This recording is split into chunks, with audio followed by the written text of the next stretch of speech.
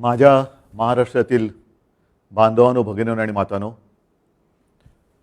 नमस्कार. जय महाराष्ट्र. तसं बऱ्याच दिवसानंतर आपल्याशी मी संवाद साधतोय. मधल्या काळामध्ये काय काय घडलंय आणि काय काय घडतंय हे आपण सर्वजण पाहत आहात. एक विचित्र परिस्थिती अशी निर्माण झालेली आहे. नैसर्गिक आपत्ती पण येते आहे, कोविडचं संकट तर आहेच, त्यात एका बाजूला ऑलिम्पिक पण सुरू आहे. ऑलिम्पिकमध्ये सुद्धा आपले खेळाडू प्रयत्नांची पराकाष्ठा करतायत. विशेषतः नीरज चोप्राला त्याचं कौतुक तर केलंच पाहिजे, अभिनंदन तर केलंच पाहिजे, कारण देशाची मान त्याने उंचावलेली आहे. किती वर्षानंतर अजून मोजतो होता पण सुवर्णपदक त्यांनी मिळवलेलं आहे. तसं पाहिलं तर सगळेच खेळाडू प्रयत्नांची पराकाष्ठा करतायत आणि हे होतच असतं. एक स्पर्धा म्हटल्यानंतर प्रत्येक वेळेला सुवर्णपदकच मिळतं आणि प्रत्येक वेळेला हार होते असं नाहीच. हार जीत होतच असते आणि ते त्याच पद्धतीने आपण घ्यायला पाहिजे. एक 7 दिवसानंतर आपला स्वातंत्र्य दिन येतोय, 15 ऑगस्ट. 75व्या स्वातंत्र्याच्या वर्षात आपण आपला देश पदार्पण करणार आहे. त्याच्या आधीचा सगळा इतिहास, तो संघर्ष, त्याला आता 75 वर्ष होत आली.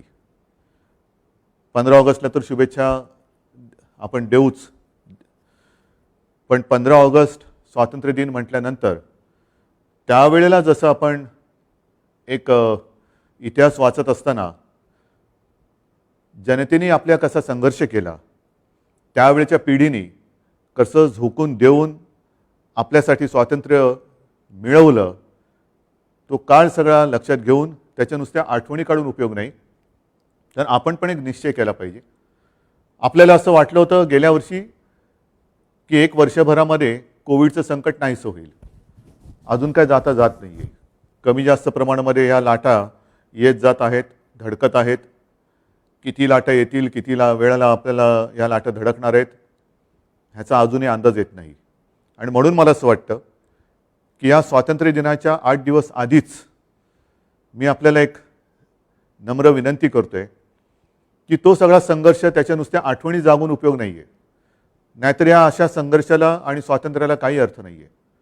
आपण एक अशी एक जिद्द, आपण एक निश्चय केला पाहिजे, मी म्हणेन प्रतिज्ञा घेतली पाहिजे की जसं त्यावेळेला 150 वर्षाची गुलामगिरी, 150 वर्षाचं पारतंत्र्य आणि इंग्रजांचं राज्य हे आपण उलथवून टाकलं, तशीच ही कोविडची दहशत, कोविडची टांगती तलवार ही सुद्धा आता आपल्याला उलथवून टाकावीच लागेल.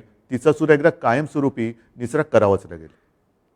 कोविडबद्दल मी नंतर बोलणारच आहे, कारण मला कल्पना आहे की साधारणतः आपल्या सगळ्यांचं लक्ष आहे की मी नेमकं काय काय शिथिल, कुठे बंधनं शिथिल करणार आहे, कुठे अजून निर्बंध ठेवणार आहे, याच्याकडे आपलं लक्ष आहे. त्याच्याबद्दल मी थोडंसं बोलणार आहेच, थोडंसं नाही भरपूर बोलणार आहे. पण तत्पूर्वी ज्या काही नैसर्गिक आपत्तीला आपल्याला तोंड द्यावं लागतंय त्याचा आपण एक थोडासा विचार करण्याची आवश्यकता आहे. पावसाळ्याची सुरुवातच गेल्याही वर्षी आणि याही वर्षी चक्रीवादळाने झाली. गेल्या वर्षी निसर्ग चक्रीवादळ आपल्यावरती धडकलं, यावेळेला ते तोक्ते वादळ, चक्रीवादळ आपल्याला आपल्या किनाऱ्याला स्पर्शून गेलं. हानी करायची तेवढी केलीच त्यांनी. त्याच्यानंतर अचानक जो काही पूर आला, हे सगळे विचित्र होते.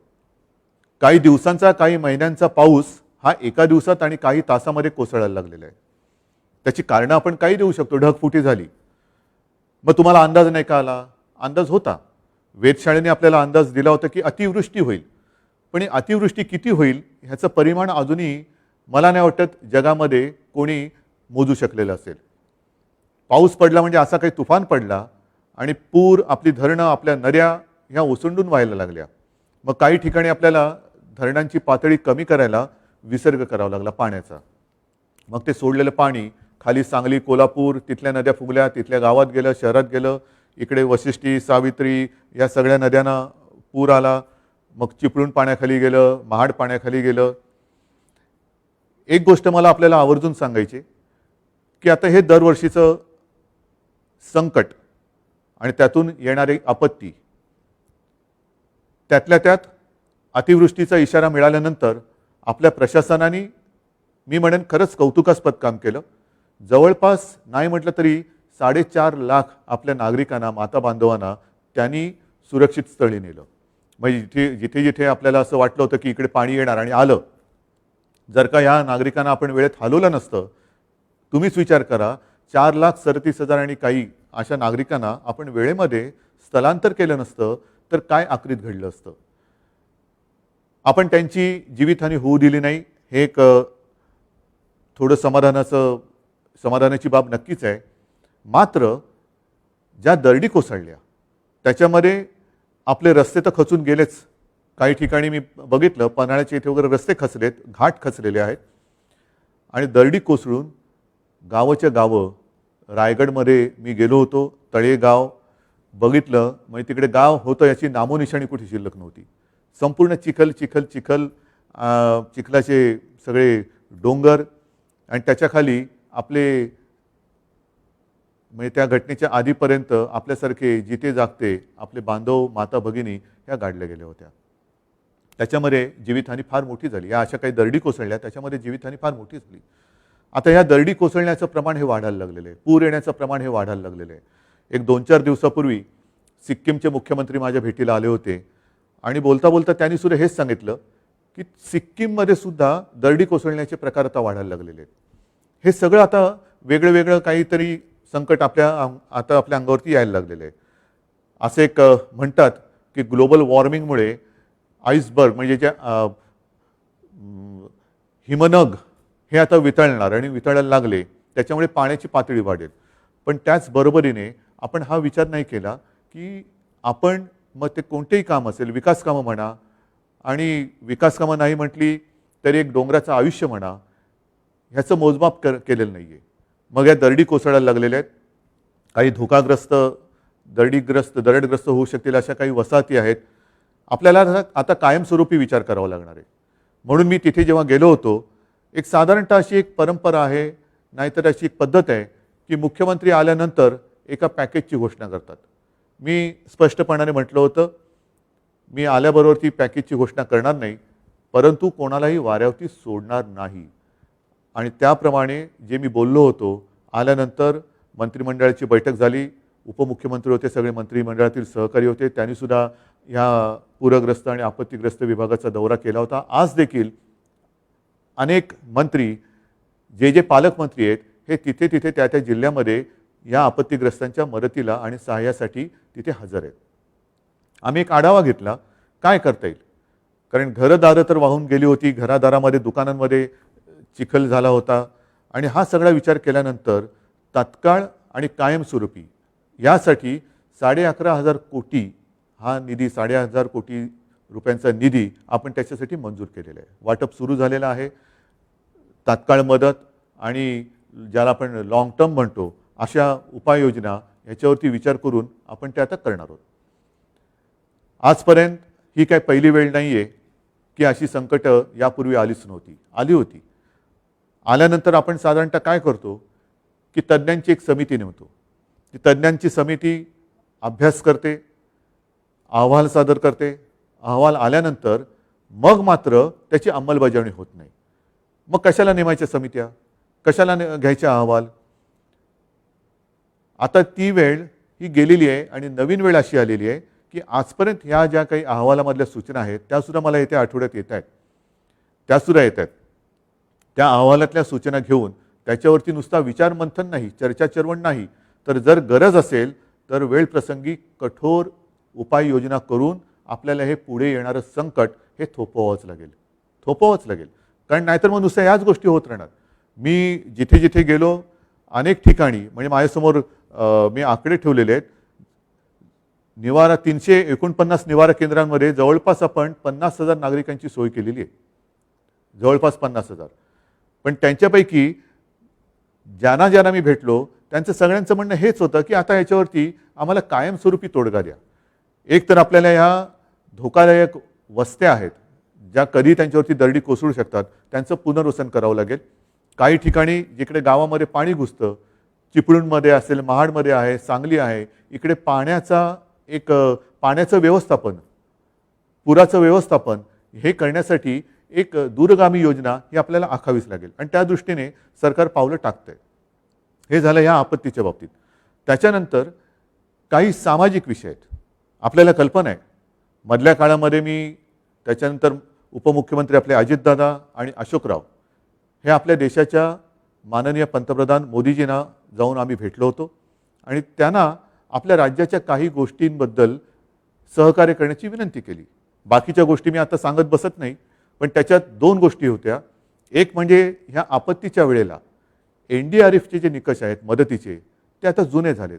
2015 प्रमाणे आपण मदत आता देऊ शकत नाही, आता वाढीव मदत द्यायला पाहिजे. आणि म्हणून आम्ही विनंती केली की NDRFची जी काही मदत येते त्याचे निकष आता काळानुरूप हे बदलायला पाहिजे, मदत ही वाढवली पाहिजे. हा एक मुद्दा झाला. आणि दुसरा महत्त्वाचा मुद्दा तो म्हणजे आरक्षणाचा. मराठा आरक्षण आहे, OBCचं आरक्षण आहे. OBCचं आरक्षण, राजकीय आरक्षण हे रद्द केलं गेलेलं आहे. आपण ज्याला एम्पिरिकल डेटा म्हणतो त्याची मागणी केलेली आहे की आम्हाला जनगणना करायची आहे आणि ती जर केली गेलेली असेल तर त्याची माहिती केंद्राने आपल्याला द्यावी.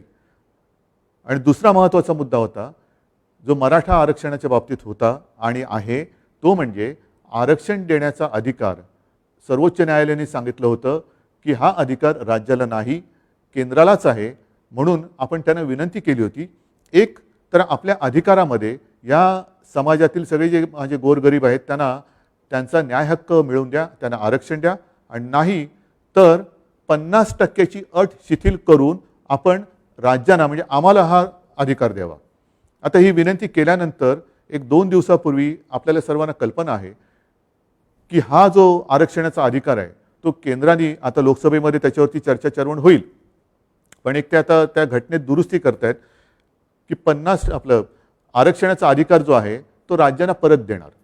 माझी विनंती आहे आणि मला विश्वास आहे की नुसते अधिकार राज्याने देऊन आता होणार नाही, कारण 50%ची अट जोपर्यंत शिथिल होत नाही तोपर्यंत आपल्याला वाढीव आरक्षण हे देता येणार नाही. मग पुन्हा तो सगळा अभ्यास करावा लागेल आणि मग ते काय कमिशन नेमा, त्यांचा अहवाल घ्या, मग त्याच्यामध्ये ते सिद्ध करा.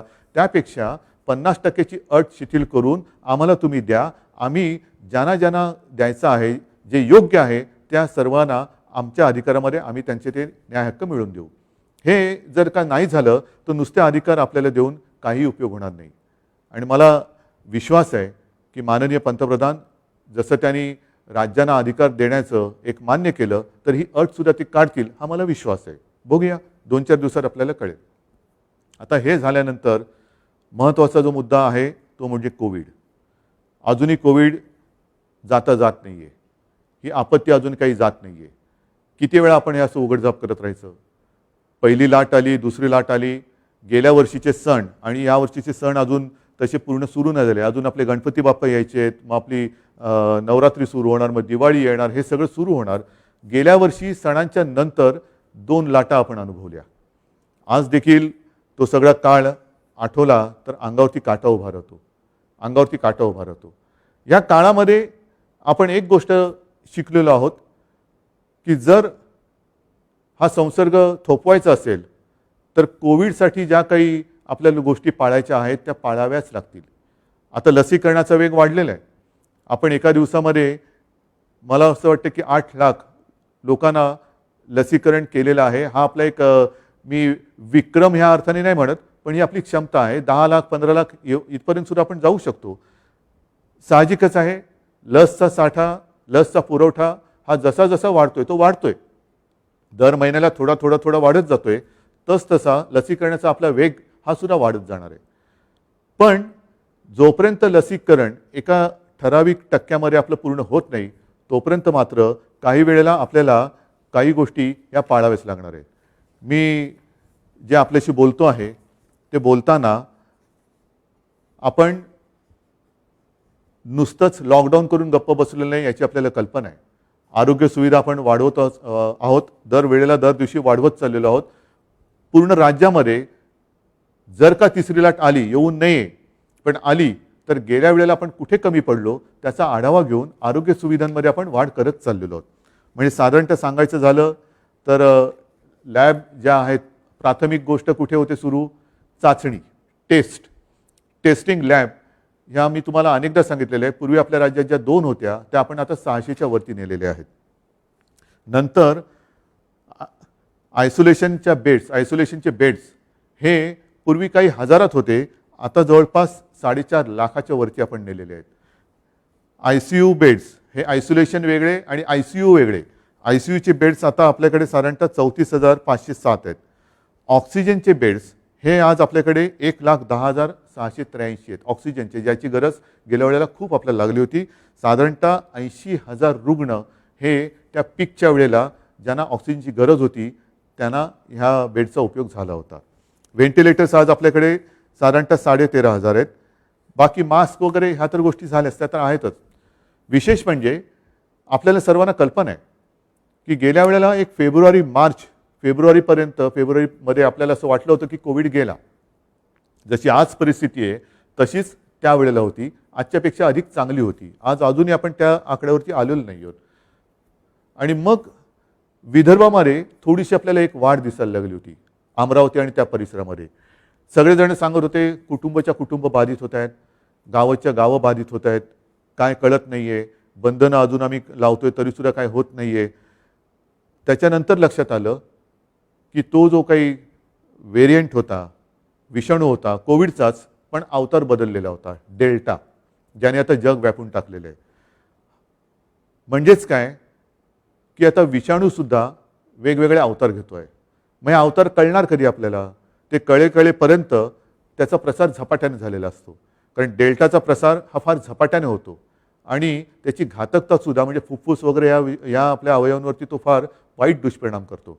तर हे वेळेत ओळखण्यासाठी मुंबई महापालिकेमध्ये गेल्या आठवड्यामध्ये आपण जिनोम सिक्वेन्सिंग लॅब सुरू केलेली आहे. देशामधली माझ्या माहितीप्रमाणे ही पहिली आणि एकमेव महापालिका आहे जिने आपल्या नागरिकांसाठी ही सुविधा उपलब्ध करून दिलेली आहे. साहजिकच आहे, मुंबई महापालिकेने ही लॅब सुरू केली म्हणजे फक्त मुंबईपुरताच त्याचा उपयोग मर्यादित राहणार नाही आहे. आपल्या राज्यात जिथे जिथे आपल्याला शंका येईल की इथे विषाणूचा अवतार बदलला आहे का, नवीन काही व्हेरियंट आला आहे का, अशी सगळी सॅम्पल्स इकडे आणून आपण त्याचं चेकिंग करू शकतो, करणार आहोत आणि वेळेमध्ये आपण सावध होऊ शकतो. आता या सगळ्या गोष्टी करत असताना साहजिकच आहे काही जिल्ह्यांमध्ये आपल्याला कल्पना आहे की गेल्या आठवड्यात आपण दुकानांच्या वेळा वाढवून दिल्या. एक 4 वाजेपर्यंत होत्या त्या 8 वाजेपर्यंत दिल्या.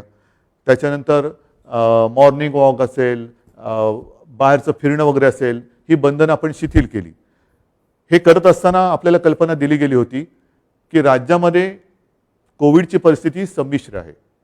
राज्यात काही ठिकाणी कोविड तसा बऱ्यापैकी आटोक्यात आहे, काही ठिकाणी अजूनही काळजी ही घेणं गरजेचं आहे.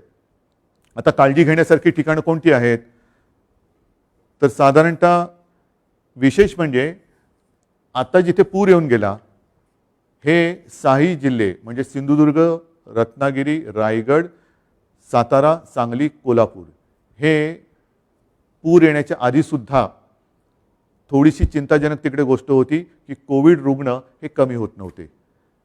आता सुदैवाने आपण तिकडे टेस्टिंग वगैरे सगळं वाढवल्यानंतर पूर्णपणे लक्ष ठेवून आहोत की पूरग्रस्त भागामध्ये पाण्याच्या अनुषंगाने जे काही रोगराई येऊ शकते ती येऊ नये आणि कोविड तिकडे वाढू नये. मात्र जे जिल्हे अजूनही थोडेसे काळजी करण्यासारखे आहेत, मी जिल्हे म्हणतो, याच्यामध्ये शहर आणि ग्रामीण भागात थोडासा वेगळा होऊ शकतो आणि ग्रामीण भाग आणि शहर असं वेगळं केल्यानंतर जिथे आपल्याला काळजी वाटते त्या जिल्ह्यात शहरी भाग जर का कमी वाढीचा असेल तर तिकडे आपण काही शिथिलता देऊ शकतो. तशी काही शिथिलता आपण दिलेली आहे, उद्यापासून सुद्धा काही ठिकाणी देतो आहोत. ही देत असताना जिथे मात्र काळजी करण्याची गरज आहे तिथे आपल्याला बंधने पाळावीच लागणार आहेत. हे जिल्हे कोणते आहेत?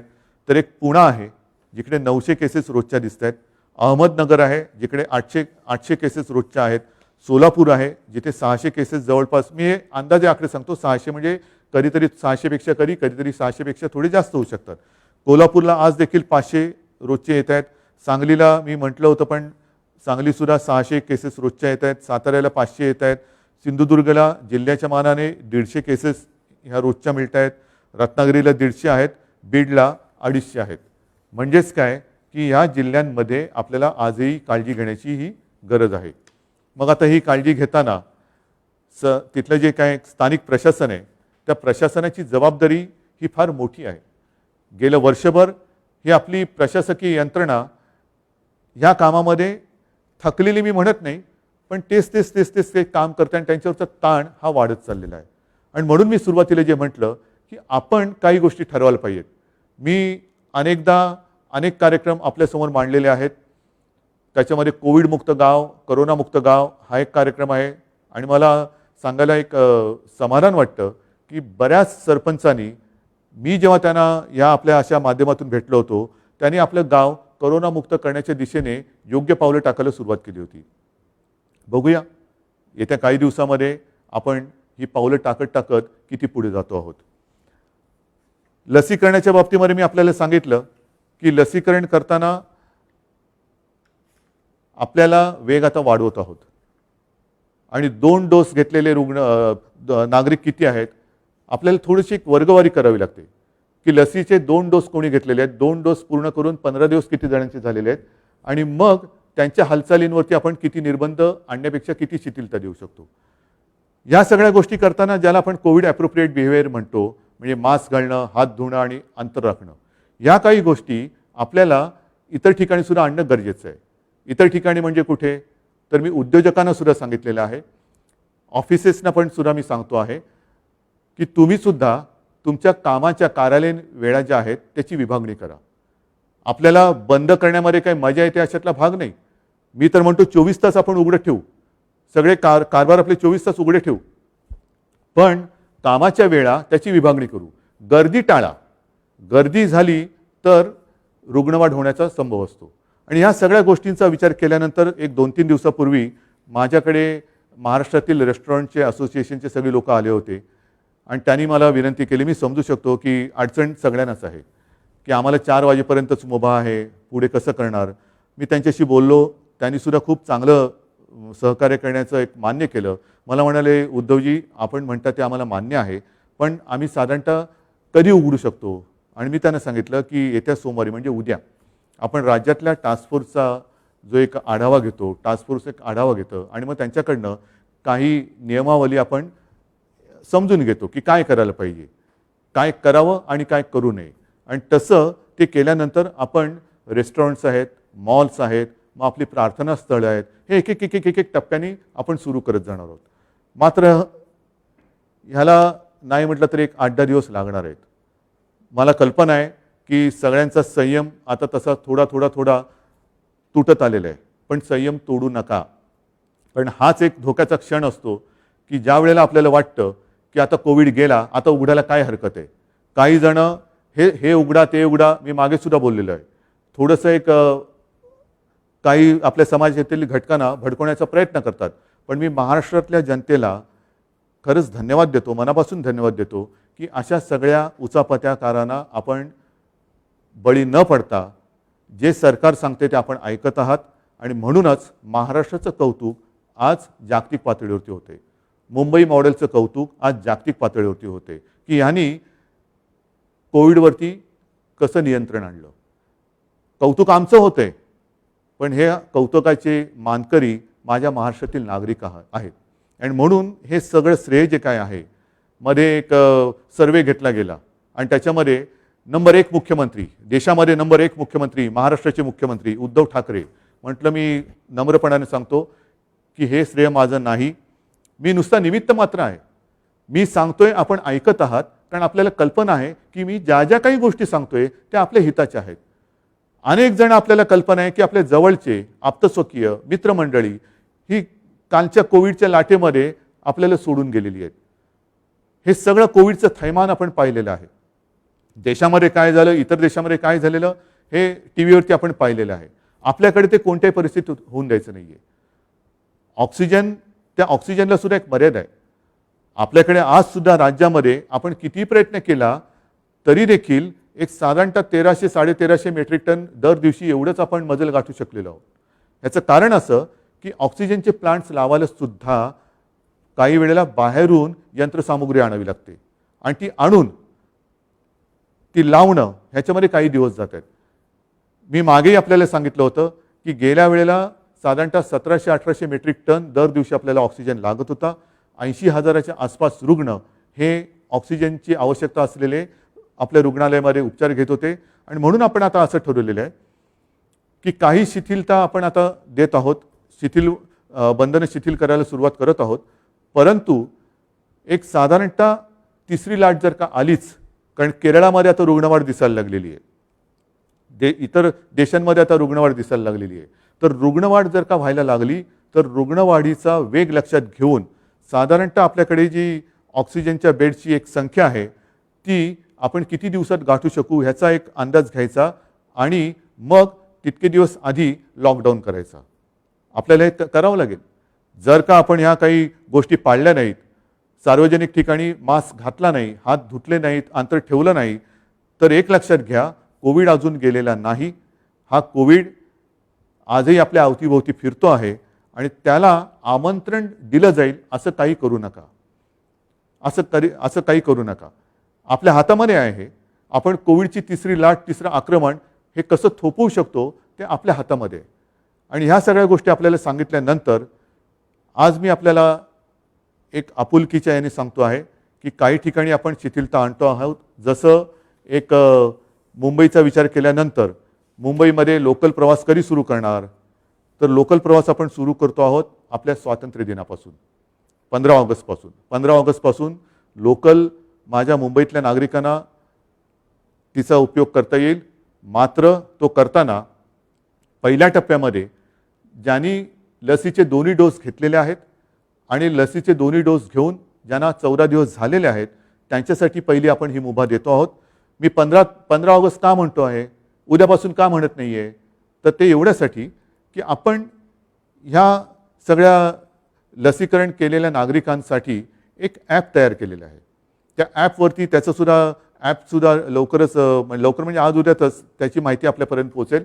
त्या ॲपवरती आपण ॲप्लिकेशन एक ॲप्लाय करायचा की मी दोन्ही लस घेतलेला व्यक्ती आहे, लस घेतल्यानंतर मला एवढे दिवस झालेले, माझा हा बारकोड क्रमांक अमुक आहे आणि तो केल्यानंतर आपल्याला एक पास मिळेल.